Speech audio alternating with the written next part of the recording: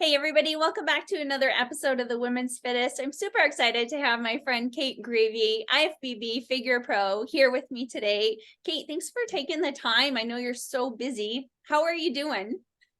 I am good. Thank you for so much for thinking of me and asking me to be on here with you.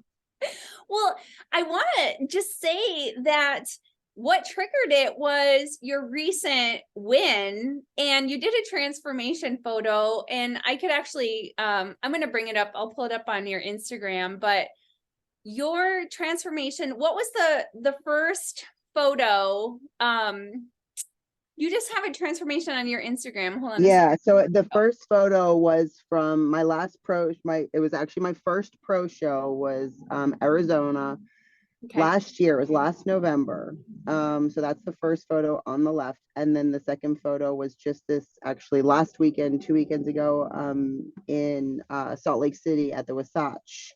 And so it's funny. I mean, the whole part of this transformation is I sprained my ankle really, really bad, like 2 or 3 weeks into prep. And I had already started, like, I'm not the person, like, I know I have friends who like start a prep and like, you're like, oh, nope, I don't feel like it. They don't like, I finish out my prep. And so I had already had like, I was in that mode and I'm in a boot and I'm like, well, crap, what the hell am I going to do? And so I had to get really creative with my workouts. Looks like I worked a lot of back, which has ended up happening. And while I like it, I did have, some good results on my back. And then I had to change up my leg routine totally because I could do no squats, no deadlifts, no lunges, none of like the standard lifting. So I had to change all that up. I did, it was off my feet a lot, off work. I was riding the bike for cardio. And so I'm sitting in a restaurant with my friend after the show being like, man, I really wish I could have pulled things together a little bit more. My backside is always, we win and lose shows from the back, and that's always my fight. And she's like, whoa, whoa, whoa, let me just put these together. And so, like, not even really realizing it until I saw these two pictures, I was like, wow, looks like, I did something there. Yeah, that's what blew my mind, because I knew that was always a tough spot. To me, it's the difference between those backs that have like a V and you have like almost hanging lats there. It's like, you should be very proud because it's absolutely incredible. And just the details there, it's bubblier. Everything looks absolutely fantastic. So I feel like this is a Thank really you. a, a, a testament to also that people, I think, forget sometimes that a lot of that muscle is built in the off season and you're just holding. And so you being able to work on your back during your prep, during that dieting phase, I think really helped you hold on even more to the part that in past shows had sort of flattened out and disappeared. So Yeah. yeah. Yeah. And I never really, from one show to the next, never really stopped, I guess, quote unquote, dieting. Cause in that November show, I don't know if you've like ever left a show and just didn't feel done yet. And I was like, so that's why I picked the first shows of the year to start with, because I didn't feel done in November. So I gained probably like 5 or 6 pounds through the holidays. I gave myself like 10 days off completely from Christmas to New Year's before I actually started my prep. I'm sorry, January 1. So I didn't really ever lose like that mental focus on like, this is what we're doing. I didn't stop tracking my food. I just kind of stayed and I always do. I mean, you know me, I always stay. I'm not the competitor that gains 30, 40 pounds and gets super fluffy. Like, this is a lifestyle for me, or else I would not have been doing it for this long. But I was just a little extra tight, I'll say, on the diet the entire time. Yeah. Well, there's a couple of things that I want to say. One is that I do want to say how we know each other, because I just have such Hmm. fun memories. So we worked together for Isolator it was 2016, was it not? I would say 15, 16, probably somewhere Yeah. in there. Yeah. And it was so much fun. And that's when I met you and Rebecca, and you guys are besties for sure. And Yes. your personalities are, I actually have this really funny video where you were talking about, I have a video from the Arnold, and you're talking about a supplement. Like, I don't remember the company you're working for, and you're like, it has this really great, what's it called? Huprazine. It has, and you're just like babbling off about these supplements. And I was like, I go, what do you think, Rebecca? And she goes, penis. That sounds about right. Typical. It was such a funny video, but it was a blast. I don't think that the Arnold is the same as it was. We really were able to go at the highlight of it. Just was so much fun. It was just so much fun. Yes, I concur. It's not the same. It's definitely not. And then the other thing I wanted to talk about, well, this is kind of I think maybe the direction of the podcast that we're going, because, you know, you and I were talking before we got started about some things that I think are really important. And I always respect the grind. I know you have always been on point with training and your diet and everything. And, you know, we are going to talk about when it was that you finally did push to the dark side, as we would say. But I want to go back to I want to go back to because I met you in 2015, 2016, and you were competing long before then. So let's go back to way to the beginning. What kind of sports, what was your background that you did like as a kid? And then what kind of got you into this? And then we'll begin with your competition history. Okay. So it's funny, I'm really not very good at organized sports. I'm really not. I did play them a little bit, but so I was a heavier set kid. I did my own first diet nutrition program. I was 11 years old, or diet and exercise. I was 11 years old.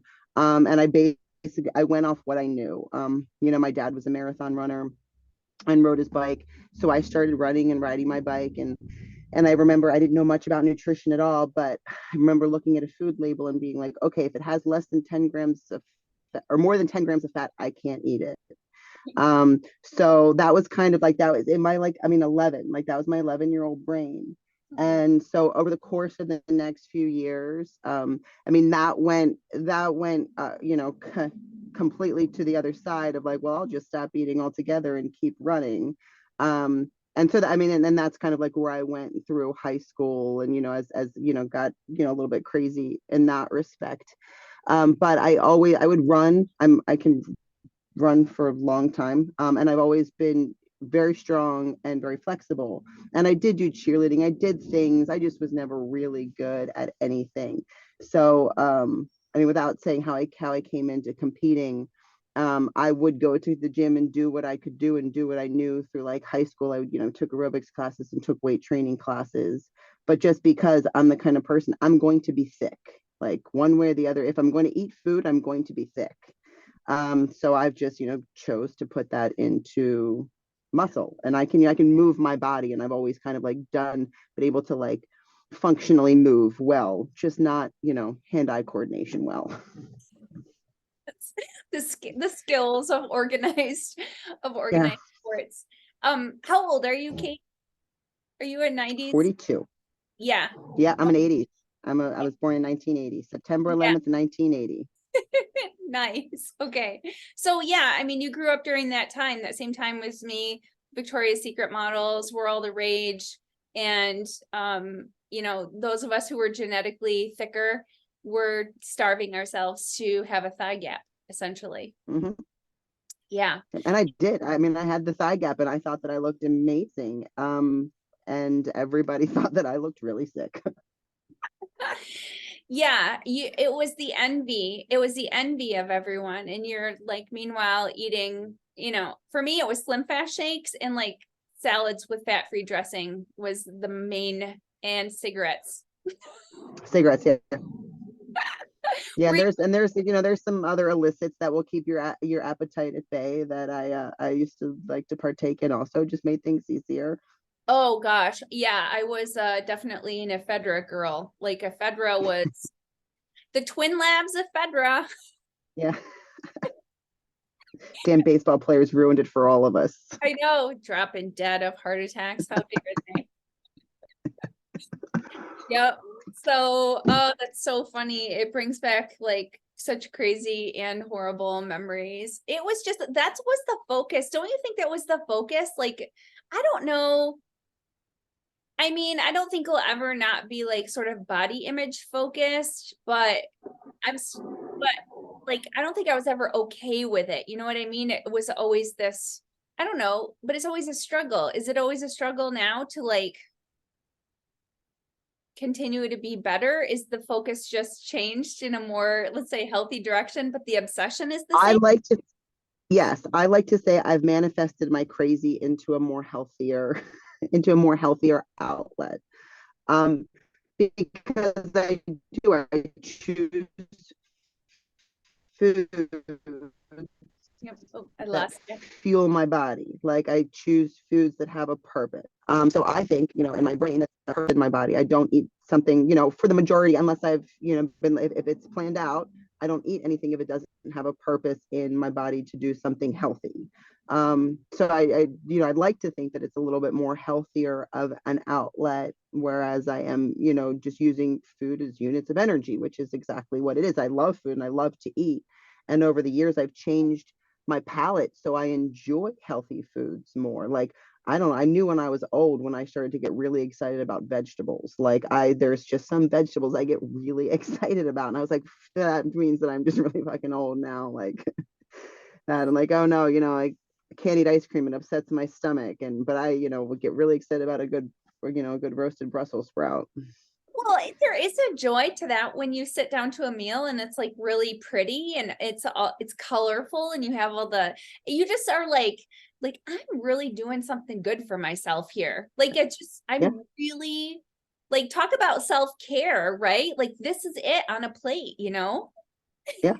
And I don't, don't eat it based on emotions. I eat, but at the same time, there are, when I hurt my foot, like I wanted to go into a really deep depression and eat emotionally, but instead I took that energy and I channeled it towards like, nope, you're staying on your freaking diet, because if you start sitting on your ass and eating everything you want to eat, like that's not that's not the route you want to go, because coming back from that is so hard to come back from that, and I don't like to have to come back from that. So if you don't ever kind of leave this same style, you never have to come back to it. You're not completely flipping your life upside down once or twice a year to go into a prep to come out of a prep, when it's just like, tightening up and loosening up some gates. Yeah, the parameters change a little bit. And I love that. Just, I feel like just acknowledging, if you're sad or, people that have maybe in the past used food emotionally or are trying to get out of that, if you recognize, like, you know what, this is what I want to do. I want to eat my feelings right now, but I'm not going to, like, that's no different than not ever going that route, because recognizing that you want to and not doing it, I think is even stronger than saying I'm like not having that feeling, that diverse, that diversion in the first place. So I mean, I love that. It's just like you're just being real. You're like, you know what, I love cookies and ice cream as much as the next person, but it makes me feel like shit. It doesn't align with my goals, et cetera, all the reasons that I tell myself that I'm not going to do that right now. And I'm going to choose this path instead. I mean, And there was a part that I learned to think something through just like that. Like, how am I going to feel after I eat this? Am I going to feel better or am I going to feel worse? And then sometimes, and you have to make the choice of, I'm going to feel worse, and then feel worse to know that that was a choice and I don't want to feel that way again. Or like, I don't eat dessert very often, but when I do, it's going to be worth it. And like I said, I've made the decision. It's not an emotional response. It's a decision that I made.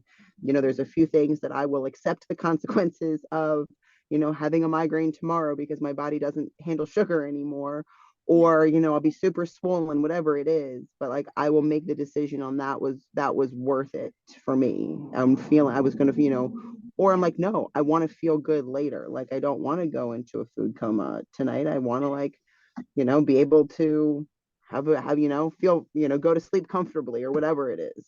Yeah. And that's what I love too, because there's no guilt that you don't place upon yourself. The shame comes from yourself. So if you're accepting that choice with the consequences, then, you learn from that. You decide if it's worth it again the next time, and you move on, and you don't have to get into that emotional cycle of, now I have to punish myself for this mistake that I made, et cetera, et cetera. I mean, I think we've all worked through it many times. Yeah. From growing up in that era. From growing up in that era.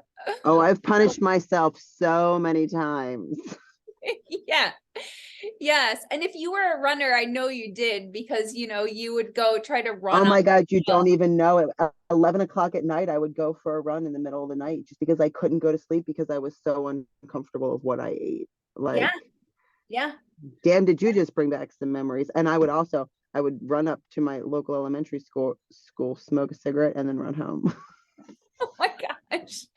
I would, so my bedroom was at the top of the stairs in our farmhouse, and I would step up and down the top stairs, like after everybody went to bed. And like my parents' bedroom was below, and sometimes my dad would like open the door. He'd be like, "Can you keep it down?" Like I'm literally stomping right above them. But yeah. Or doing the Jane Fonda workouts, like you would pop in a tape, and I'd be like, oh, I'll do this for 45 minutes or whatever. Oh my gosh, craziness. Absolute, everything to try to defy what your body naturally wanted to do. So, and if you're thin, that's, if you're naturally that way, or whatever. I mean, this is kind of what I love, what we've moved into with the fitness space. It's like, what does your body do naturally, and what do you love to do? Let's meld those two things together, and whatever that looks like, be all that.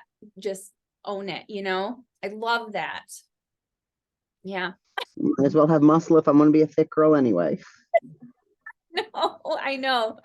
It's so cool. So you started like, I don't know, you started using what you knew. I remember, food labels and like maybe magazines. Was that kind of where you were getting like some of your workouts? Were they the magazines? And No, I don't know if we had any fitness magazines in my house. I know my dad would have like runner magazines, but that was really about it. Like, I mean, there was no computers. This was way before computers were a thing. yeah. And I don't think we had any fitness. Like, my mom may have had, like, I don't know, she may have had Shape, but I wasn't looking at workouts back then. That was like in high school, and then college really would, like, I'd wander into the weight room and do some things, but not without a whole lot of guidance. Okay. So you're in the weight room in college, and how long from that time until you stepped on stage, and what was that timeline? What that look like? So I guess I was maybe 19. I was 19 when I started dating a bodybuilder. So I had already, like, been in the weight room, just didn't have any information to go with it, just whatever. And so I would start to work out with him and his training partner, and his training partner was really instrumental. He was an old school bodybuilder, in just teaching me a lot of the basics, the basic mechanic, the basic movement patterns. I still use some of his exercises to this day, and they both were competing. And so I went to a show with them, a bodybuilding show with them, and I watched like the whole process. And I was not interested at all until I got to the show and I saw the fitness girls, and I'm like, I can do that. Like, I can't do organized sports, but like I could do that. So I did. So I started training for a fitness My first fitness competition ended up being in 2002. I guess it was a little bit before I was 21. So I did, again, I found a random dude. And he wasn't random. He was actually like a local guy to like do my nutrition. And actually for that point, it was really good. I had like 50 grams of carbs, 50 grams of protein every single meal. So it was like, I was well fed going into that show. I was so young though, that I just, like, starting to lift weight and eating protein was really where I started. like with, with this boyfriend, I would start to like, I started to eat the tuna fish. I started to eat like more, I started to become more aware of, putting more protein in my body. And I would mash ground beef into a potato, and, kind of just like it's doing stuff like that. And then I got to kind of use that into a diet and do the fitness. And I got Angel Friend. I'm not sure if you remember her. She's a fitness competitor from the early 2000s, was pretty local. So she did my fitness routine. I executed everything. It didn't look great. I did get, I was the Body Rock. It was the Monica Brandt Fitness Classic. It was a huge local show. For me, it was my first. So to all these girls, basically, like the girls who come just to get nationally qualified at a local show. So like I totally got like smashed at this show. But I did it. And then, so I was 21 when that happened. And I guess I probably went through, some early 20s. I don't know if your early 20s look anything like mine. There was a lot of ups and downs, a lot of heartbreaks, like just a lot of, I just, burned my life to the ground for a little bit, then, built it back up. And Well, Kate, I want to interject that yeah, so at that time there was only bodybuilding and fitness, right? Figure had just come out. Okay. Was that Figure did they had the one pieces and the two pieces. okay? Okay. So there were three categories. So that's why you saw Figure at that time and you were like, nope, I want to do fitness. I wanted to do things. Yes, I wanted to do something physical. And I still, honestly, I did my second show was another fitness show. And the reason I stopped doing fitness was because I had kids, and there was just no way that I could put the amount of time and the time and energy into practicing the routine that it required. Okay. And I mean, I wasn't that good. Like my dance skills are not great. So it's basically like I was just executing all the mandatories, which I could do, and I love to do that. Yeah. When did you meet your husband during this time, and how old were your kids now? So my kids now are 13 and 15. Yeah. I met my husband. My second show was to get ready for my wedding. So that was in 2006. So I did my first one in 02, and then my another one I didn't do until 06. Okay. I stayed pretty. And at that point, then I became a personal trainer because that's what we all do. And was working in gyms, like, was working, 100 hours a week at Valley Total Fitness, which, is what we all did. So I was, I got immersed in the industry and, kept training that whole time. So I did probably build a little bit of muscle maturity because I didn't keep dieting it down. But I knew I met my husband in 04. We got married in 06. I know for my wedding that I was not going to follow a diet unless I was doing a show. And I just know that about myself. If I'm not on stage, damn near naked next to you, I'm not following a diet because I can look like a pretty decent average human on my own, but it's not how I want to look. I want to look, different. I want to be in that, top 5 or 2% of people. So that's when I did my second fitness show. And then I know that I got my ass handed so bad to me at the NPC. I went to the OCB, which is a natural federation. Okay. And I did fitness at that level. And that was perfect for me at the time because my feet were still, I couldn't pose. I couldn't, I was still so shaky on stage that I didn't want to get demolished again. So I went where like I had a fighting chance to like, show up on stage and have a good experience because my first experience was just horrible.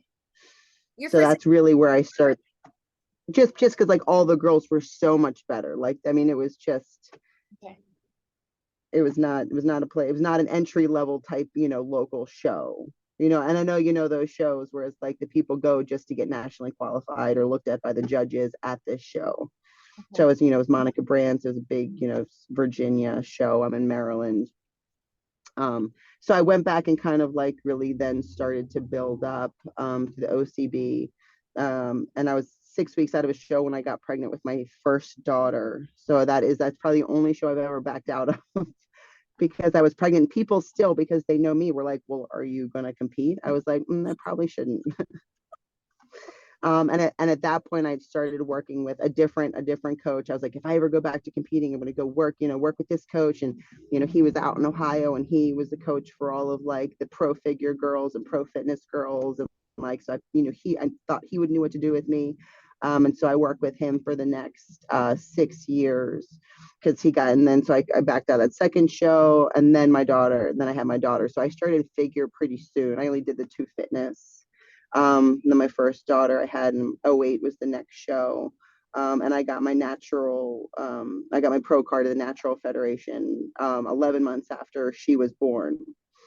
So, and then yeah. And it's, I mean, you at that, because I had the NPC coach, like I had the coach who was going to diet you right for this. And I did, that. Well, I'm also not the kind of person that the baby weight falls off of, because like I said, I'm going to be a thicker person. So I was 30 pounds up until she stopped breastfeeding, and as soon as she stopped, I was like, boom. And within 3 months, he had me on stage after that, which I probably didn't have. Probably lost some muscle in the process, because I'm eating probably like 1,100 calories and doing lots of cardio, and I had gone back to college at that point. It was a whole thing, but it got my baby weight off, which is what I'm really grateful for. And it got me, it got me like competing at a little bit higher of a level, where I had to take the shows a little bit more seriously, and, get up there. And I was competing against, some girls who are currently in, the top of the IFBB. There's a couple of them that I used to compete with at the IFPA, and that I would beat. I'd always kind of be usually in the top 5 at their pro shows. So crazy. Let's see, I was going to say something about that.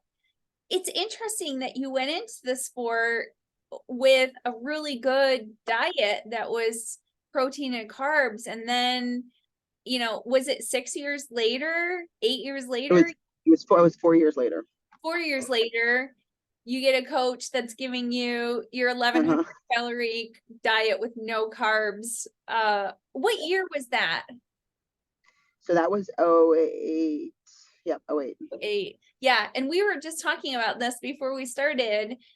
That '08 to '12 time was like still old school coaches would be giving these diets that are like what we would say is maybe at the tail end. Hopefully you're not in that type of a diet for more than 4 weeks, but they would give it to you. I wouldn't do it now. I mean, it was 75 carbs a day, and I would never do that right now, ever. Nope. If my coach gave that to me right now, I would be like, I'm sorry, sir, that is not what we're going to do. Oh, I know. And I think there's still people, this is just my warning, because I think there's still people that are out there doing it, because if you have to start a prep on 1,100 calories, you have not prepared correctly for that moment of beginning your deficit. And you got nowhere to go. You got nowhere to go.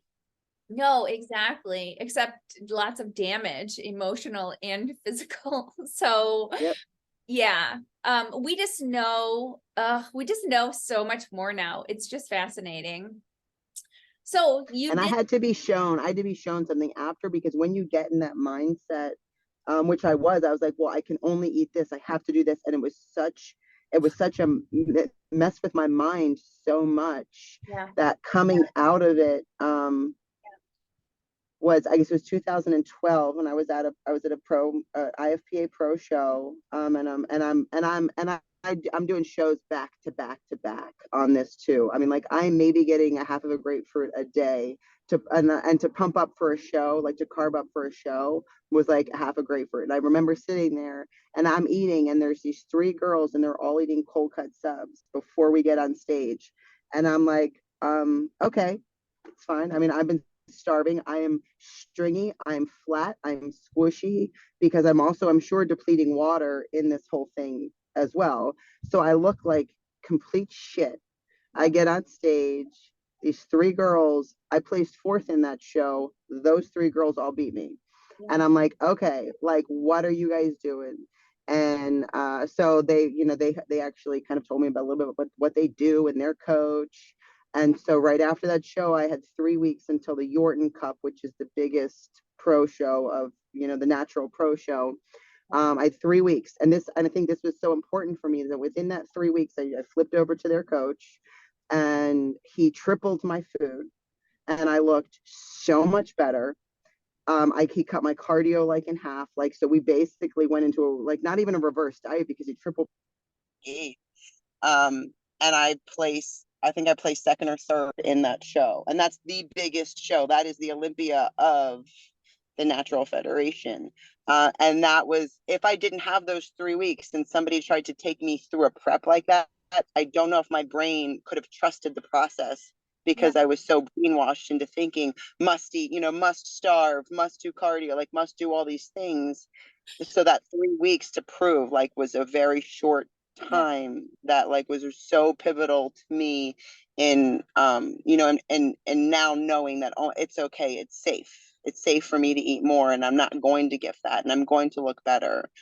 And then, so it's funny, I tried to stay with that coach too, because I was with him for 6 years. The coach that starved me, and I'm like, look, I look better on more food. And like, so I tried to kind of negotiate with him, and he was like, no, I'll give you 100 carbs.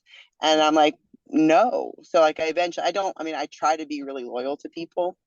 Mhm. So I did, but I finally had to go. And then I actually stayed with this next coach for the next probably 6 years also, because we worked macro-based dieting. And I mean, that really changed my whole perspective of competing. It became something I could do with my life, as opposed to set my life aside and then just have to go into show mode. Because when I'm eating at 1,100 calories, I'm laying on the floor and my kids are playing around me. Like, because I had 2 kids, with that other coach, and I can't be an active participant in my own life. And that's something that I became unwilling to accept. I want to compete, and I want to be an active participant in my own life. And I need to figure out how to make that happen if I want to do both. So the second coach really gave me the ability to do that. Um, and then food choices was another thing. I can choose my foods, and I like healthy foods. Like I said, I'm not choosing Pop-Tarts post workout. But if I don't feel like, oh my God, orange roughy and sweet potato, I don't have to eat orange roughy and sweet potato. I can have chicken and rice, Yeah. and just having that freedom through a prep makes everything a lot more doable.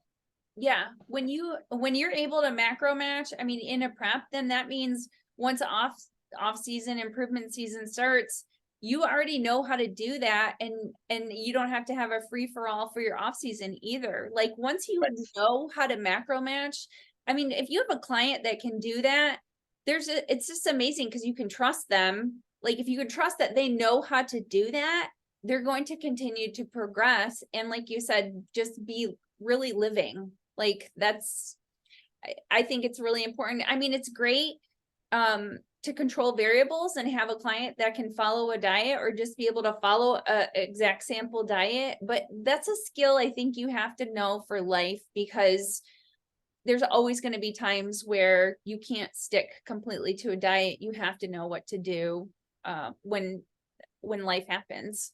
Yeah, And like when you go out to eat, like what are you gonna do? Like, what am I gonna do? Not go out to eat for the 3 months of a prep, or like not go sit down and have coffee with a friend, or like, and I still have friends that do that. And so it's funny, you don't know. I mean, most people around me, like even my staff, don't know I'm in prep until probably like 3 weeks out. And it's because I don't I'm not eating anything any different. I'm not complaining that I'm starving. If I am starving, I'm not complaining about it, because that which you focus on grows. So if I sit around and talk about how hungry I am, guess what? I'm just going to sit around and be hungry, or I can go be busy and go distract myself and go try to be of service elsewhere in my life. So I'm distracted from any discomfort that I might be feeling nutritionally. right. So it's not anything like, and I've oh my God, it's a huge mistake, but I've gone to like an amusement park, like starting peak week. Like I was in New York City starting peak week, like last time, because it was my daughter's birthday. We were taking her to see a show. That's what we were going to do. Like it had my prep, my show, like it does not rule my life. Like I have to fit my life if I want. I mean, I've been doing this for so long. If I want to continue to do it, first I have to do it healthy for my own self, but also for, my family and my business. Yeah, yeah. There's so many things about that. And I just love that because you know, you have to do that for your family, or you are missing out on your family if you aren't able to like bodybuild and parent and wife. Then something else is going to get, you know, going Yeah. compromised, and obviously you don't want And to a go. lot of marriages break up. I've seen a lot of marriages break up because one of the competitor can't, you know, can't do both. And I get the selfish score. Like it is, you have to really be consumed with yourself. So I do spend a lot of my prep trying to get out of myself because I have to be so consumed with all these other things. It gets really uncomfortable for me mentally to think about myself so gosh darn much that like I really have to make efforts to force myself to like think about others, to be where I can be of service, and then also just to show up. Like Yeah. I can use the excuse of not showing up because I'm in prep and I'm hungry, but like no, I want to show up. Like that's being an active participant in my life and not pulling the card of I'm in prep, I'm hungry. Well, and you're the perfect example of somebody who has made all of these lifestyle behaviors habits. And so it's not like you aren't switching, like it's not switching a switch. You're just doing it, and you know, and living your life. Whereas other people would maybe have to mentally like, oh, I'm in competition prep mode. Now I'm, you know, now I'm not. And it seems like, not that it's effortless, but you know what I'm saying? You have been doing this for so long. It's like, you know, would you know any other way? No, and I do think about that. I'm like, all right, like I am getting a little bit older. At what point do I stop doing this? I mean, I pretty consistently, even both my kids I came back within a year and was on stage and have done 2, 3, 4 shows a year every year. I don't, and honestly, I will say like what happens off season gets to me. I get a little bit fluffy and I'm like, all right, let's go. Like I'm ready to do this. So mentally it's hard for me to take, a really good improvement season. I've taken one solid year off dieting after I got my pro card. And that's really been it. And that's probably one of my mental twists that I could improve on is taking more time off to build. But again, if that's not something I'm willing to do, then I have to be willing to accept the consequences of that, which might mean it'll take me longer to get where I'm going. Yeah. So I Yeah. just have to think that through and be prepared. And then it's Yeah, absolutely. So, so let's talk about, let's see, where did we left off? So when did you get your pro card, and how long did that take? so I did my first national show was Junior USA's of 2009. And that Wait, was also did you say did you say why you had switched from the Natural Federation to the NPC? You didn't talk about that. No, I didn't talk about that because I did both until so still competed as a pro, but I liked the fanfare of the national shows. I liked the excitement. I liked that there was more people there. I liked that there was just it was more of a show. So I did it for fun. So I would just kind of show up to national shows for fun and kind of compete as a pro. um, Naturally, it's kind of more of my competition. And I was always 12th, there was 27 girls in my class and there were 26 of us, or whatever, of half of them were 12th place. Yeah, you took Um, it for and, 12. and, and that was really okay with me. That 2009 Junior USA's was the first show they ever had bikini at also. So I went with a friend who put on her bikini, her bathing suit, and went and did bikini. There was 3 girls. And so like that's how I will always remember that was my first national show. And I drove 12 hours on 0 food to do that. It was I did a lot of things that weren't smart. But so then I did it for fun until like 2013. I started doing placing a little bit better. And the NPC wrote me this, nice letter that said, you cannot collect money in one federation and go for a pro and compete as an amateur in another one. And that was, the nice way of saying, shit or get off the pot.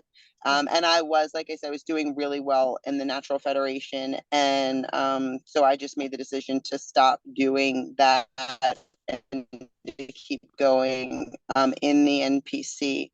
And I mean, nothing had changed at that point of me being a natural athlete. I just wanted to like do more of the national level shows. And then in 2014 was the first time I missed my pro card by one spot. And that was at Junior USA's also. And so that's kind of like where I got a lot more serious. I'm like, okay, like maybe I can do something with this, and maybe I can, be like the first natural white girl to get her pro card. Not that I would be the first. I'm sure there's others with better genetics than me. And I've had national level coaches be straight up like, you've done really well with your genetics. Like that's really a very backhanded compliment. Like, your genetics suck, but you look all right in spite of that. But I it didn't like matter. Like, I would kind of take the critique that they gave me, and I would, I'd work on that. Like, I would really try to work on those things. And in 14, the girls were still very small and soft. Yeah. And so they were getting a little bit harder, but they were still pretty small. So around 15 or 16, I actually moved over to a different coach. I moved over to Lane Norton. And I will say that because as much as I wanted to learn from him, he stripped all my food from me again. And all my freaking food from me again. I was, so my 15 and 16 season were shit, and my body wasn't responding. So I go and get blood work, and I find out that like my testosterone is nothing. Like, I literally have a 0.08 testosterone. And at that point, like, I really had to make a decision. Up until this point, I could always go back to the Natural Federation if I wanted to. But at this point, my body's not responding, and I've got no testosterone. And if I want to have any sort of a life, any woman who wants any sort of a life, wants a sex drive, wants a happy personality, wants some energy, you want testosterone. That's fine. And I say that because I had an ENT doctor look at me, because I told him, I went on testosterone cream, and I told him I went on it. He's like, well, why do women need testosterone? I had a medical doctor ask me that question. I about lost my shit on him. I Yeah. don't know if I can curse. Am I able to curse? Yeah, I you're try fine. not to. I try not to. So I mean, I say that because anybody, male or female, that's a sex hormone that you need. Yeah. So my doctor at that point talked me into, we started the cream, and that was 2016, maybe 17, and I've been on the cream ever since. I've never felt the need or have had to do anything else. That's worked really well for me. It's gotten me right in the middle wherever I want to be.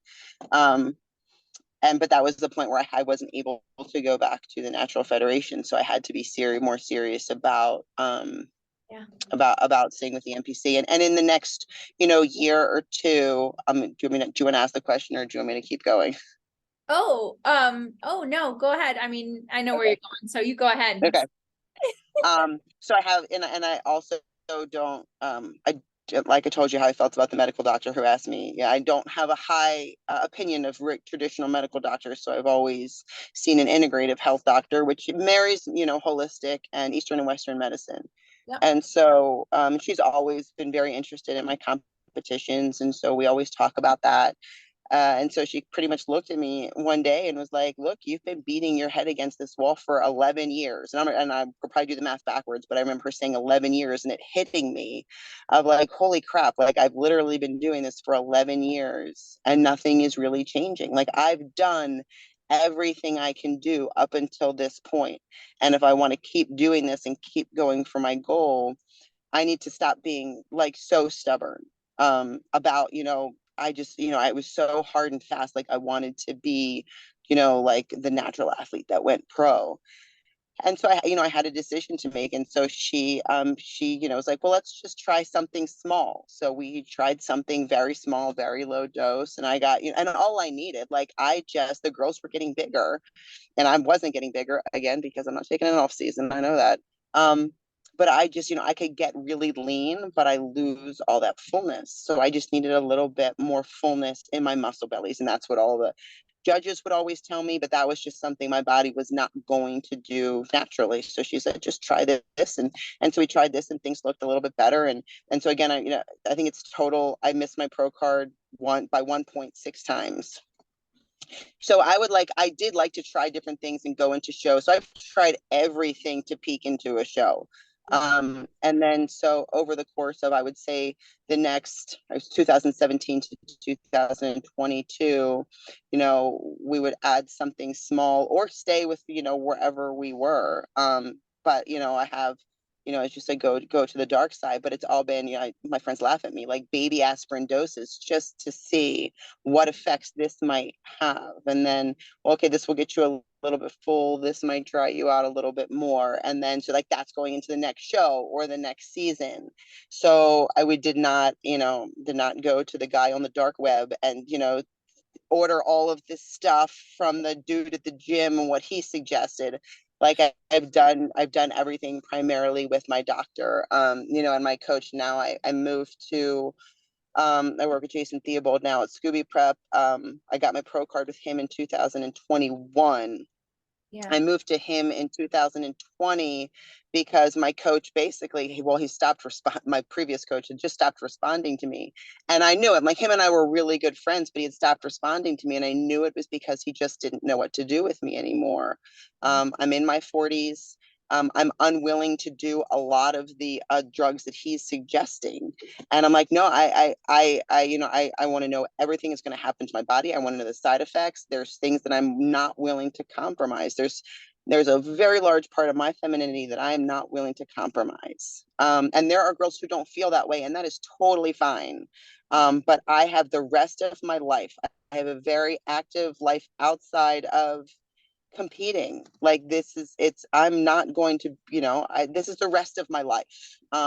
So there was just things, and I did eventually talk to him, and so he's like, without giving you, X, Y, and Z, I don't know how I can help you. And I'm like, well, I know that's not the answer. So I had already been following Jason for a long time and linked up with Jason, and Jason and I are very in line with that hybrid health. Like he's very much into balancing hormones, gut health, and just, approaching prep from a much more healthy way, and is familiar with, the geriatrics, I like to call them, like an older competitor. Yeah. Well, and this brings about so many things, red flags that people need to look at with coaches. I'm not saying everybody can always start with a whole bunch of calories, or that everybody can, you're such a testament to really tapping out your natural potential in every way possible, even with HRT, before going into some sort of, prescribed performance enhancing drug type protocol. And I mean, this is something, we've heard on past episodes, Jamie Pinder has talked about too, like, you implement. And I love how transparent she is. I really wish everybody would be as transparent as Jamie is. And that's why I wanted to be on and be transparent. Yes. And it's you implement one thing at the lowest dose, and you see how that works for you, how your body responds, what improvements that you can make, et cetera, before, you back off, before you add something else, before you, whatever it is. So I really love that. And I just love that you're being open about it. But what I want to say is that here you are, somebody who, the goal wasn't just to do whatever it takes to get a pro card. The goal was to see what you could do at every stage, and then evaluate the outcome, and then, what are we going to do next? And the patience, the level of patience that you had with this passion is just unbelievable to me. I mean, this is why, I admire, Brooke and some of these other girls too, who have been doing this for 20 years, because this is what it means to love this sport. You don't just look at social media starry-eyed, say, oh, I want to get a pro card, find the coach that's going to give you 5 drugs all at once, and in 2 years you have your pro card. But like then what? It's not, to me, that's just, it's kind of a disrespect to the sport, because what is bodybuilding? It's building the body. It's not, otherwise it'd be called getting a pro card, what I mean? So I love that. And thinking about, like, you've been, what is this going to be moving forward? So you got your pro card, and you competed now this last time. This was the first time that is this the first time you competed as a pro? The second time. Yeah, that last season, I did the Arizona show, Wings of Strength. And then I just did the Wasatch Pro, and then in little over 3 weeks doing the Shreveport Pro. Okay. Oh, I love this 4 weeks, 5 weeks in between. Like I get to like tweak and like tighten up and like do things, and that's what I've always loved, to see what what I can do, and then what that's going to translate to on stage, like over the course of the years. And I knew it was going to take me a longer time to get my pro card. I knew it because I wasn't willing to do some of the things that the girls were willing to do. So I really had to come to Jesus and get right with it. This was going to be a process for me. And that, and I will say, I probably had maybe 10 minutes. There was a few shows that I had, like, that I really went into thinking that this was going to be the show. I'm going to get it. Like, and people would say that, and God bless, like, I have so many awesome people who do follow me and who are friends with me and have known me through all the years, who would say, like, this is your time. It's your time. You put in the work. And I'd be like, yeah, damn right. Like, I have. And like, I deserve it. Like I've put in the work. Like, I'm like, there are these girls getting pro cards that, first of all, they're getting a pro card in figure and physique at the same show, which I have various serious opinions about that. That's how I've missed my pro card before. It's the same girl got 2 pro cards and I didn't get anything. And then Cliff Bomer told me one time, he was a great judge, and he just passed, but he was hugely helpful. He said, you don't want to get your pro card too early. He said, if you get it too early, you cannot be competitive as a pro. He said, you'll get it when you're supposed to get it. And I've seen so many people get them too early, just like you said, and they are not competitive as a pro. They don't know how to lose. First of all, I am the world's best loser. I can lose better than anybody else. I can take that second place spot, smile, and wish everybody well, because they genuinely do. I mean, we all work hard. This isn't a work hard contest. This isn't a, you get X amount of points for X amount of things. This is a subjective sport. And if I put my personal value into a subjective sport, I probably would have committed suicide with how many times I came in second place.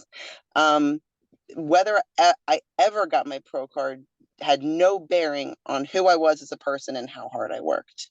And every show that I went through that I didn't win just had to solidify that more for me, is that I'm not a different person. Like, a pro card doesn't make me a more valuable human being. I don't, get to go to a better place when I die. Like, it doesn't mean I'm a nicer person. It doesn't mean anything. It does not change who I am as a person at all. It was a personal goal of mine for me. I wanted to be better every show. I wanted to accomplish something. I've got to start at the bottom. I've got to start at the bottom as a pro. And I will never be competitive with the open pros. I'm 42. I'm still not willing to do certain things. But I will have a blast with the 40 plus, and then the 50 plus. And Rebecca went to a show with me. And I mean, find a girl you like to travel with and do shows with. I mean, you won't have more fun rolling around tanned and naked with, than with somebody who you worked hard with. And we competed together in the same class of figure for a long time. And we never were competitive. Like, we never competed against each other. We both went in and tried to do our best. And our physiques were always very different, but whether one of us did better than the other never mattered. Like, it didn't, we weren't competitive females. We just were like 2 friends who like to go travel and compete together. We call them fitcations, and so now I'm excited she's back competing. And I said, well, now you have to get your pro card because you won already at the local level as she moved to bikini. So now you're gonna work so we can do more fitcations, and like that, and I said I'll stop doing it when it stops being fun. Yeah. And it hasn't stopped being fun yet. And I still don't, I mean, I still haven't gotten perfect. So maybe if I get perfect or it's not fun anymore, then I'll stop. Yeah.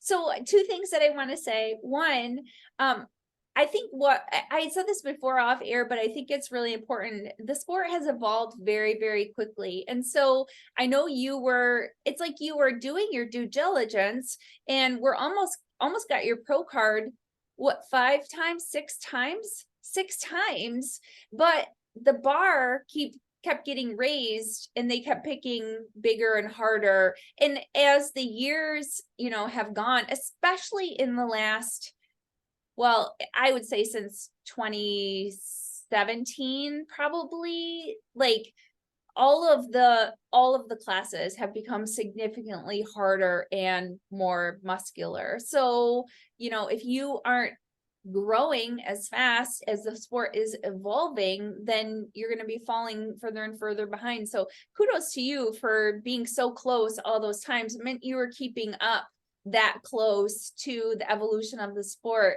while still, being conservative with PEDs. So I think that's awesome. The second thing I was going to say was, did you ever consider moving back to bikini? I mean, you were in bikini, but taking a step back to bikini because, it was getting difficult to put that size on, or that just wasn't you. No, it's not me. And I'd love for it to be me because I honestly, for me, like that look better. Like I like more smaller, streamlined look. I don't dislike the way that I look now, but like for as far as everyday life, I like that look better. But I don't have the moves, I don't have the sass, I don't have the attitude. I mean, I've got the attitude, it just is not gonna come out. It's not gonna come out that same way. And I like, God bless, Rebecca, who was just able to do that, and she's got all that sass. But like, you can put me in a pose, but for me to get there to make it look like it's supposed to look, I'm very stiff. Quarter turns are my jam, man. They are my jam. That's awesome. Well, I mean, I always joke that I feel like figure competitors in general tend to be very type A. You're very organized type people. It's like, I don't know, there's just a type. Maybe that's not you, but I feel like, Oh yeah, no, yeah. It's like I've been called rigid before. rigid. Type A is a nice way of saying it. It wasn't the nicest way to say it, but I just, it's so funny. Everybody has all the categories have a stereotype. It seems like, and not everybody fits in, of course, but I feel like even with interviews on the podcast, the figure girls are always the ones who are like, can you give me an outline of what you're going to talk about and like what you're and I'm like, it's just a conversation. Like, you don't need, and they don't like, nobody likes winging it. Oh, I don't mind winging. As far as the conversation, when it comes to like my story, like I can wing it all day long. Yeah. And it's such a great story. Like I said, I just feel like there's so much to glean from this. And I want people who are listening to know that this is the mindset that you have to have if you are really invested in this sport and you're invested in yourself. Like if you just want to do it and for whatever, that's not like, I mean, I'm not saying you can't do it and you can't compete, but I don't think that's going to be your best outcome. It's not a sport for somebody who just wants to do it part-time. Yes, I would say. Yeah, that's like, or unless they want to go to bikini. I don't know, maybe. Right. Well, I think even now, I don't even know what show in the last couple of weeks. I just saw some girl, because I saw on Will Whitman's feed, he had a picture of her, and I was like, oh my gosh, this bikini girl is huge. Like, and I don't know how big she was, but she was very muscular and just won one of the pro shows, or either that or her pro card. And I was like, oh my gosh. So, I mean, I think the evolution is happening by like, on a weekly basis, almost at this point. So yeah, I would just love to see, like when I'm looking on, just scrolling through Instagram and see a girl posing, I'd like to not have to look at her feet to figure out if she's physique or figure. yeah, I'd like to be able to look at her physique and know what division that she's in and not look at her feet to see if she's wearing shoes or not.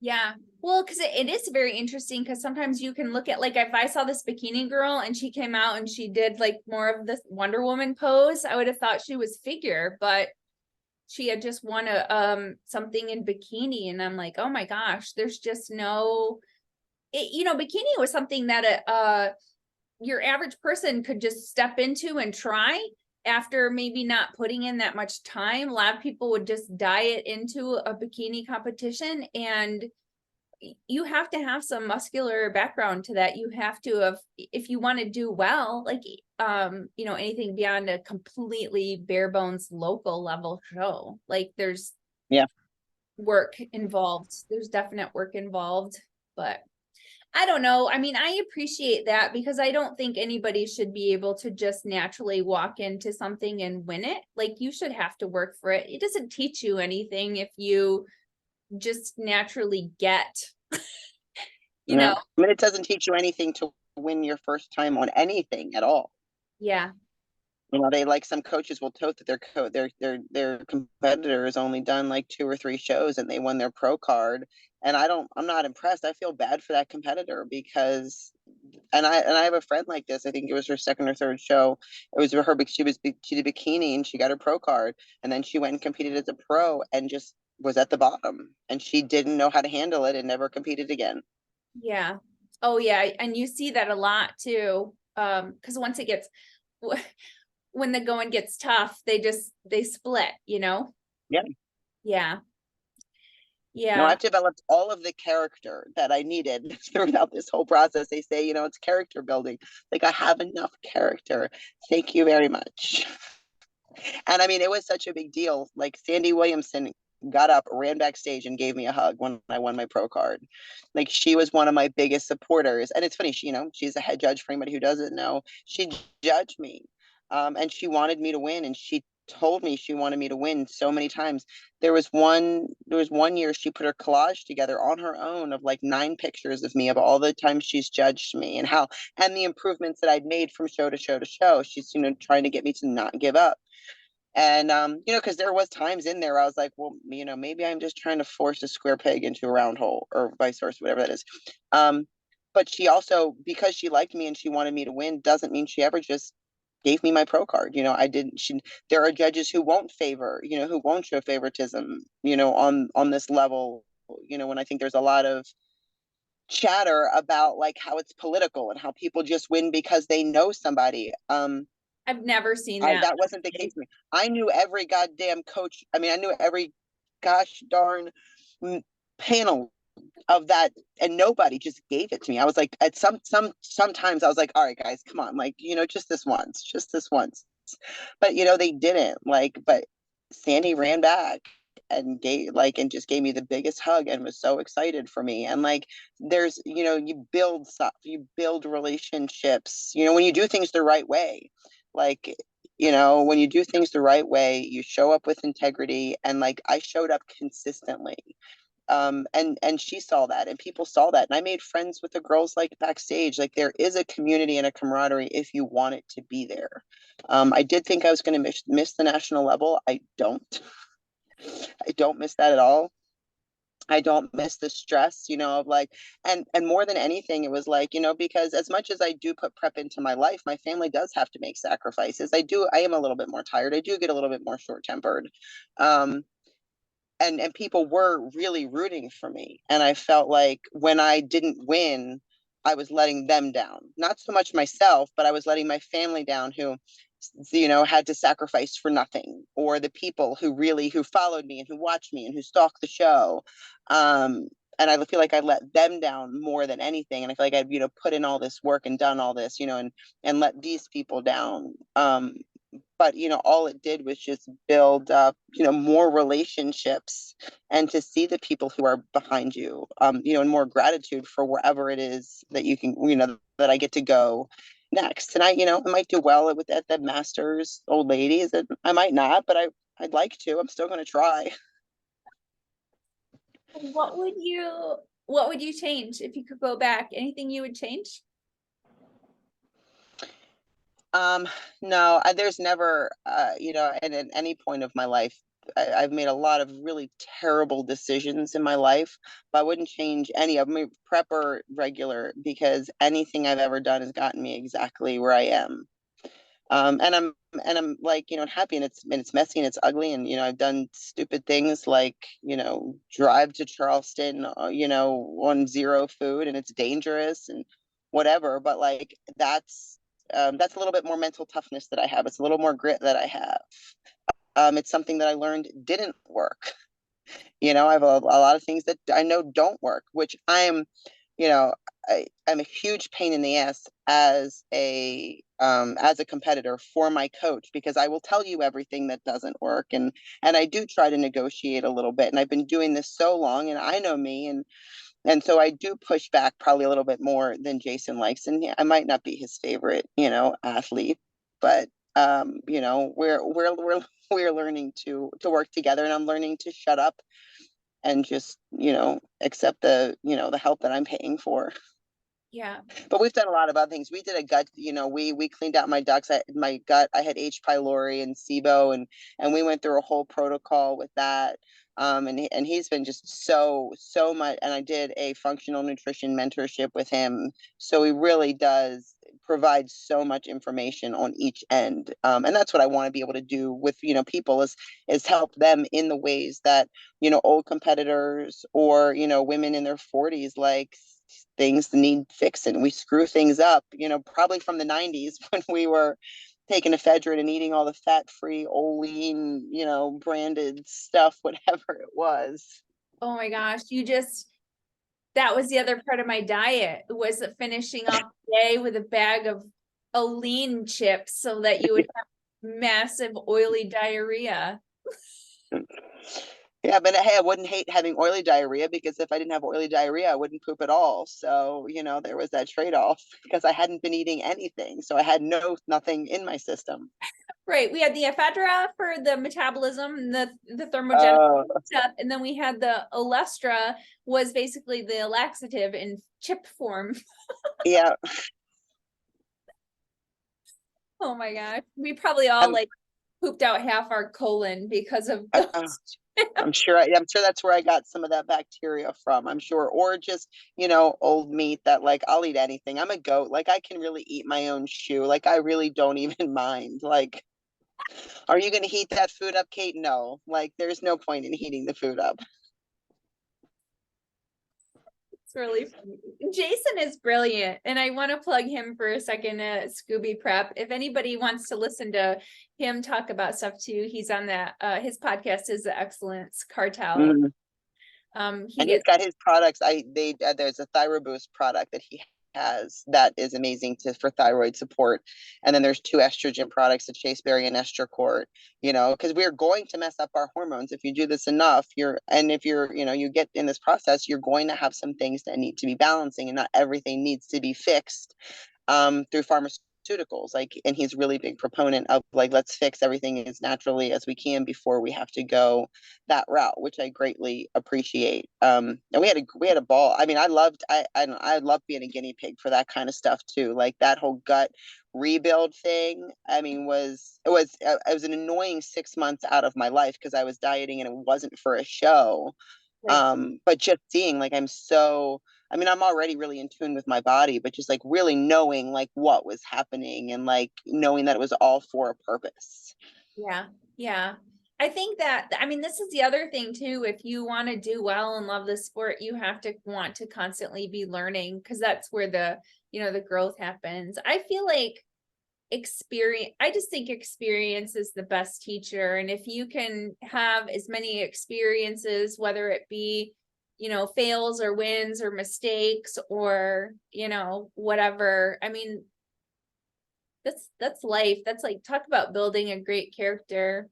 I was like, oh, I'm excited to talk to Kate, because I just know you have a great personality. And I feel like that all these things that's what makes a person, you know what I mean? Like, you're not bland, that's for sure. No, I'm not.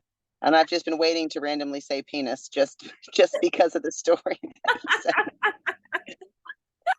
I'm not, like, and there's nobody in my house that has, I mean, like, there is no, I don't, I mean, I really, truly, truly believe in the law of attraction too. Like, I don't, there's nobody in my life that's bland. I don't keep people in my life that have negative narratives. I mean, my house, like, my kids are all, just as weird as I am. My animals are all really weird. Like, and we really just all embrace, like, all of our weirdness. And I've got, two girls, and I don't want to and I don't even know how, like, no, I know they have no body issues yet. And, like, watching me, I'm very mindful. Like, when I get on a scale and I don't have a good weigh in, they can't, I don't want them to see that. I don't want them to see any part of prep that's frustrating or discouraging, because I always end up with a positive attitude doesn't mean that's my whole journey. Like, doesn't mean that there's not 5 minutes that I don't go through the whole spectrum of emotions. And, like, why didn't the scale drop? Like, what happened? And then I just analyze everything I've done. What could I have done? Did I do legs yesterday? Am I holding water? Have I pooped? Like, all the things. But, like, I don't want them to see that any self-worth comes from how I look. I mean, I take pictures. Oh, her phone must have died.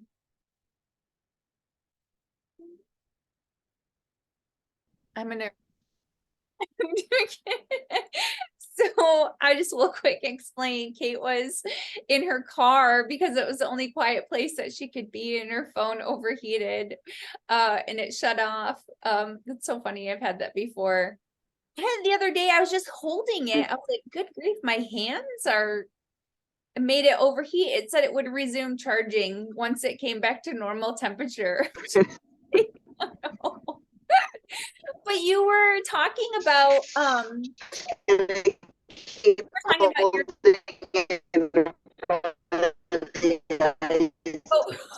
hold on, hold on 1 second. You're all glitchy. Can you hear me? Yeah, I'm gonna pull right off to the side. Yeah, I was talking about my daughters. Am I still glitchy?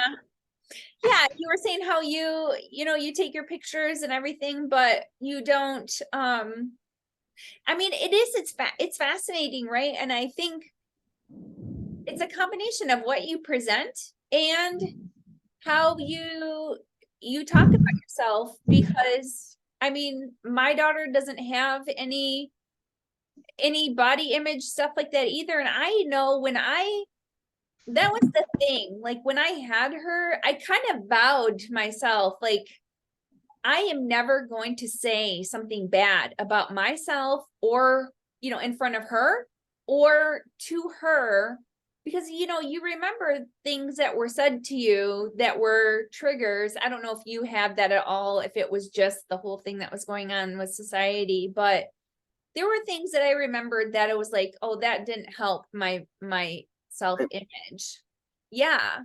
And it's so cool to be like, you can be this immersed in something that, you call so vain and so, so self, whatever, absorbed, for lack of a better term. But, like, you can have your children look at it in a healthy way and also have healthy body images. I think that's, like, such a win. And the talk that we do in the house is like, what food is going to be healthy for your body? Like, what food is good, and not like what's going to make you fat or what's going to make you skinny. But, like, I've got one of my daughters loves sugar. Like, she loves a little bit too much, loves sugar.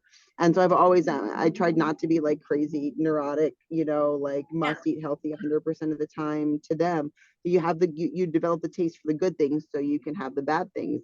And so we just talk about, like, what certain foods do inside your body that's not good, that doesn't make you healthy. Like, weight is a byproduct of all that. Appearance is a byproduct of what you put in your body and what it's doing inside your body. So the focus that we try to put in, I don't know how, like, I'm sure I'm going to screw them up in all kinds of other fun ways. But, like, they don't seek outside attention, and neither one of them have, like, body image issues. Yeah. Yeah. My daughter is exactly the same way. And it shocks me every day. I'm like, how are you not messed up? Like, I am. I mean, I'm still a little goofy. Like and I get short tempered and I say and I yell and I say things that I, probably shouldn't say. But like, I mean, so far they're not like, that messed up or have body image issues, food issues, or drugs or alcohol or whatever it is. I'm like, all right, we'll keep rolling with this. Yeah. Yeah. It's funny because I think about things sometimes when I'm parenting and I'm like, my mom would have never said that way, you know? And then I'm like, what? It's working. It's okay. But yeah, there's times where I don't think I never heard my mom say a swear word before, when I was growing up, except for maybe shit. Now I'm like, But there were other things that she said that were, I think, more detrimental to me as far as like, my self-esteem and body image goes. Not that she was super horrible about that. That more came from my dad. But anyways. That's a whole nother podcast. No, right. I'll tell you about my daddy issues some other time. We don't have to go there. So I think they don't have daddy issues. yes. Yeah, I know. So I don't know, but you did something right and that's awesome. And you're still living your life and serving your purpose. And you've found the balance, which people say is like a unicorn. And I think that's amazing. And it's mostly by doing it wrong first, and I think that's how you learn anything. And then people don't give themselves grace with failing or with, being wrong. Like I do, like, look, I kind of would have, started with my kids was like, we're perfectly imperfect. Like no one is trying to be perfect here. And I do, do a lot of personal development type stuff, whereas like, I'm working on, mental I can fall negative and then I can spew negative. And then guess what my kids are going to get is negative. And then guess what's going to grow is more negative.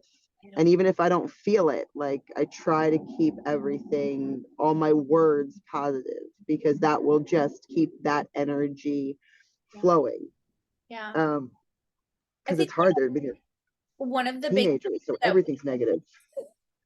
it is, I think one of the best things that we can do as parents is apologize for things. I think that wasn't huge when we were growing up.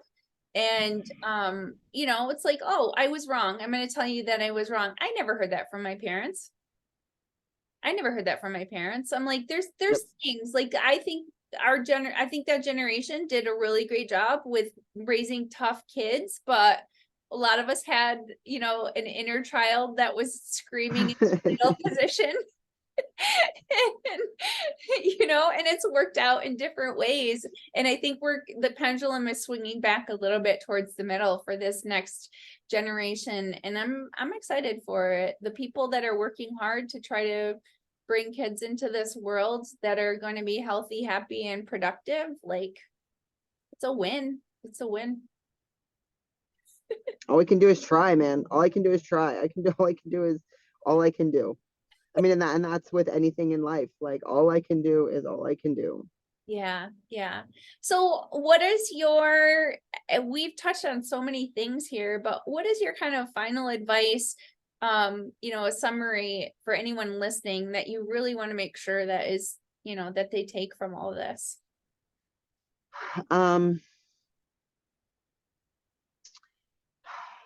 I guess try to be succinct. Always ask. If you're a competitor, always ask why. Always ask your coach why. And if your coach knows why, they'll tell you why. If they don't know why, they'll get really irritated that you asked why. And that's a really good indicator of if you are with the right person. And that's something I've always heard and I've always believed and I've always tried to also transmit with any one of my clients or with anybody, with anything. I had a coach that said, none of your business. Oh. Phone's ringing. Yeah. And then also you were muted for a second there. You had a coach that said it's none of your business. Oh, it's none of my business. Just, do what I tell you to do. Yeah. And like, that just means that they don't know. And that's, yeah. Or they're too lazy to really to tell you, and you don't want anybody like that anyway. And I say the same thing with doctors. Always ask doctors why. a lot of times they don't know either. It's just because the view is very narrow. But then also accept and appreciate all the defeats and all the mistakes, and take them as learning, and fix and work hard to do better next time. Because you don't learn anything in the wins. You don't learn anything by winning. You only learn by losing and making mistakes, and you just what not to do next time, and then don't do the same thing over and over again. And if you're not winning. I love that advice about coaches, only because I do feel like along with the evolution of the sport has been the evolution of the coach, where it did used to be, even in the early, after 2010, 11, 12 time, you wouldn't have to explain why you told a client to do something. They would just, this is what you're doing.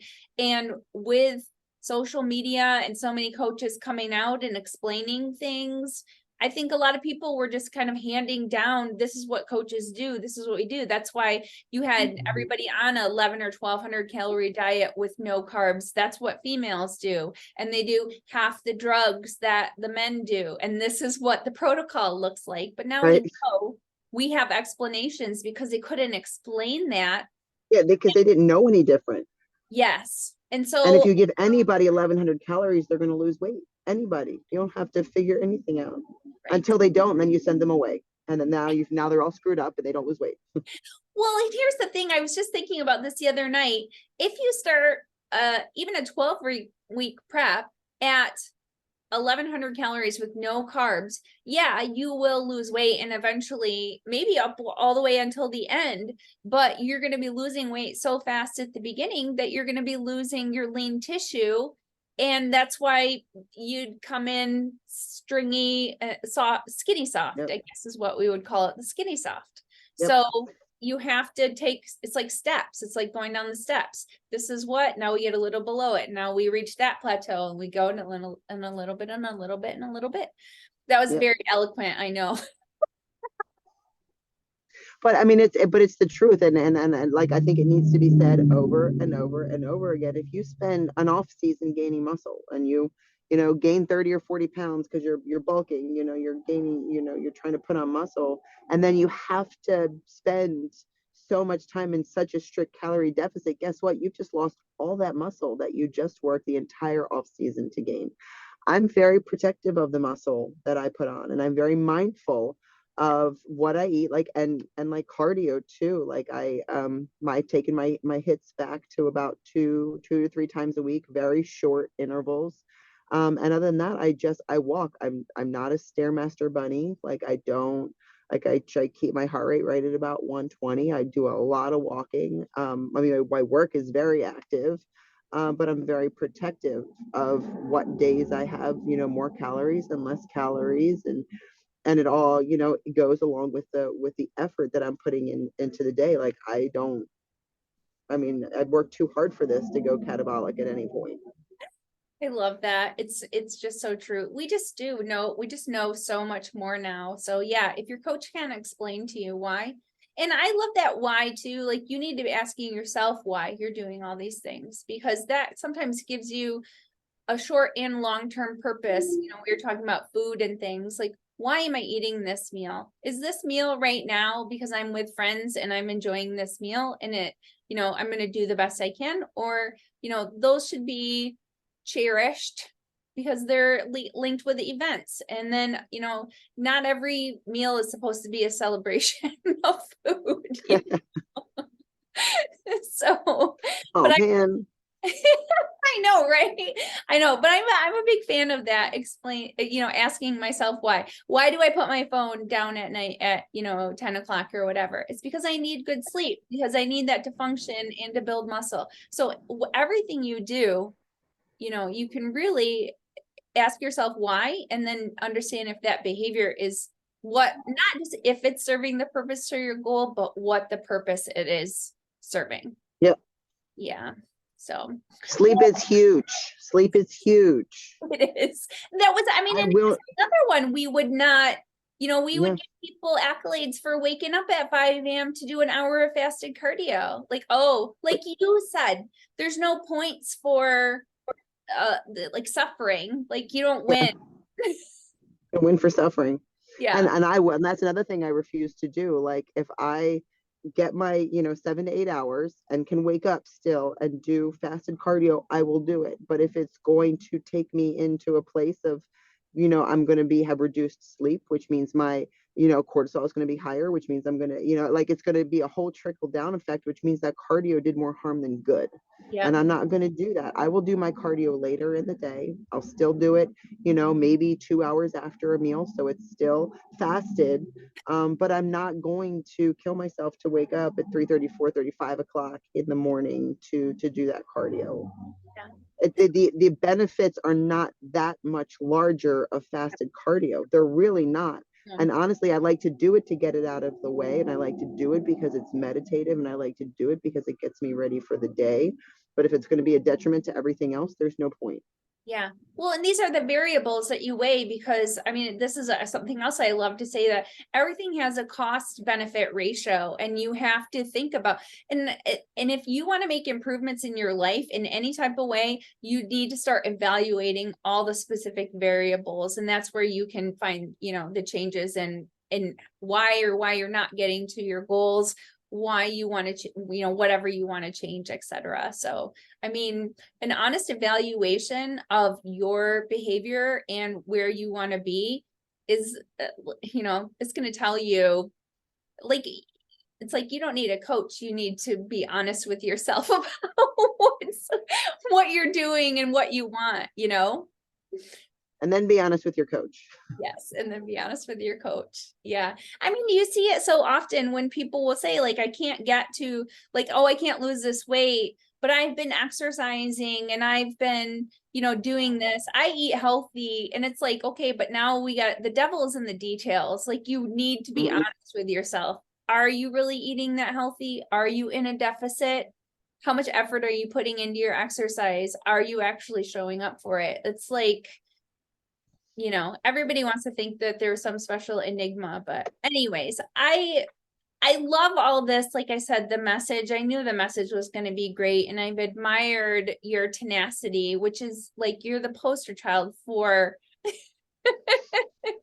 tenacity, crazy, whatever. 6 of one, half a dozen of the other. Well, I do say, I will say it to my husband a lot. Like, I say sometimes our character defects become assets, like there's places, like there's a lot of his character defects that are assets, in the success of our business and our, marriage. But like, to somebody else, they might be defects. Yes. Yeah. So great. Well, Kate, but thank you. Yeah, no, it's been so great. And I just like hearing it all spelled out. And I know, you had texted me and you just said you're really proud of your story. And like, I've said this so much already, but that's a win too. If you can look back at your journey and say, every decision I made, every effort I put towards this, it's all made me, and I can appreciate every step. Like, so many people are focused on the prize, and you are focused on every step to getting there. And I that's where the focus needs to be, because it's in the journey that that I became the whole person. The pro card did not make me the whole person. It was the getting there. Yeah. And it, and I'm sure I got it whenever I was supposed to get it, just like Cliff said, and it was, and there's not a damn thing that I would have changed, not a season, not a coach, none of it. Yeah. Yeah. So, but you are bestowing wisdom for those who are coming up so that they know red flags and, just that it should take time. It should take time. Yeah. Yeah. And then don't just dump a whole bunch of drugs in your body and expect it to happen. There, she said it. There, she said it. Because those side effects are forever, baby. And I mean, there's a lot of girls. They straight after 1 or 2 seasons, 3 seasons, can't even have kids. Yeah. And they've done that to themselves. And that's just the lack of foresight, of like, what is this going to do Yeah. to me in the long run? And I mean, I'm out of childbearing age, and I'm like, there's a lot of things that I shouldn't necessarily need to care about anymore, but I still do, because I still have over half my life left. Well, this is something that we know that we've been learning too over the last couple of years as well. Like, it's not just about having kids. A healthy menstrual cycle, an ovulatory menstrual cycle, is a healthy woman. So Mhm. you don't have that. You are, bone loss is happening. All these things are happening. You're creating a poor environment for your health, whether you want to have kids or not. But you also want to have all the options there too. You don't want to remove options for a plastic trophy. Like, that's Right. good. Yeah. So, well, Kate, this has been super fun. I appreciate your time, even though you Thank were you so much. on the I mean, this is just like I told you, like, this is just my day. This is just life. That's fine. Yeah, no, it's all good. It's so great. So if anybody wants to find you and continue to follow your journey, I know I had your Instagram pulled up. What is it again? It's Kate Grevey _ IFBB Pro. Okay. All right. Perfect. All one word. Any last Thank words? you. No, I thank you so much. I do. I love my story. I'm proud of my journey and all of like the twists and the turns. So like, I do love the opportunity to share it. And there is so much in there for the new competitor, the new mom. I mean, like, there's been so many facets. It's been so many years of my life, and I've gathered information the whole way and used that information the whole way to not only help myself, but then turn around and help other people. So, I mean, I like I said, I love my journey, and I mean, I'm happy to share it anytime. That's awesome. Very cool. Well, thank you to everyone for listening and Thank watching you. another episode of the Women's Fittest. You can find me on Instagram at buffcake22. You can follow the podcast at the Women's Fittest. Listen wherever you listen to podcast platforms, including Spotify. And this will also be on my piddly little YouTube at buffcake22. So remember that healthy looks different on everybody. Thanks again.